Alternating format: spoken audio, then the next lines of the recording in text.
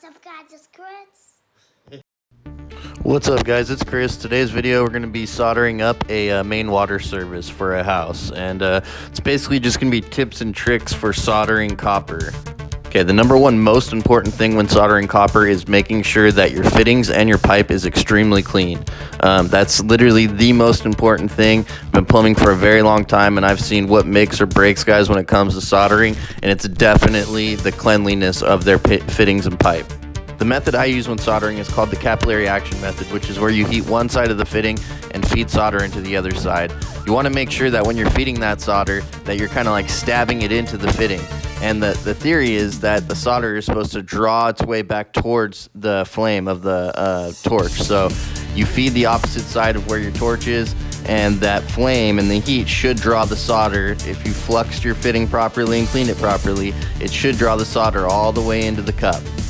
Another thing is you're supposed to use like a 1/2 inch of solder per cup on a 1/2 inch fitting, a 3/4 inches of solder per cup on a 3/4 inch fitting, 1 inch on a 1 inch fitting, and so on and so on. So, I mean, you'll see me use a little bit more solder than you're supposed to at times, but I mean, to me, it's just better to be safe than sorry. If you're questioning something, overfeed it. Then it's better to overfeed than underfeed. As long as you're not being sloppy and messy, I don't see any harm in it. You saw me open that hose bib there. The reason I did that is because I didn't want the packing washer to get too hot.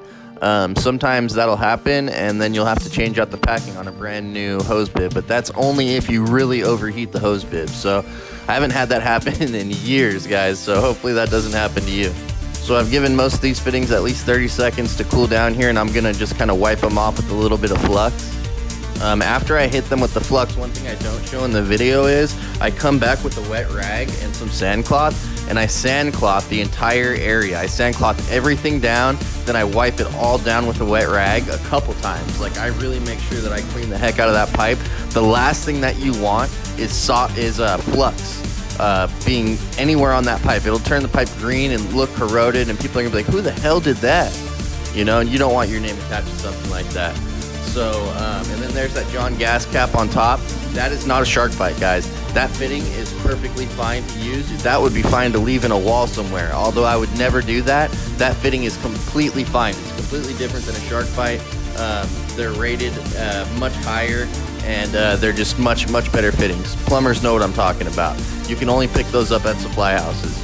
So the last thing I do, guys, when soldering up a main like this is I treat it with some WD-40. You guys are thinking, what, Chris, WD-40? Yeah, I spray it all down with some WD-40. That'll keep it nice and shiny forever, guys. All right, take care, guys.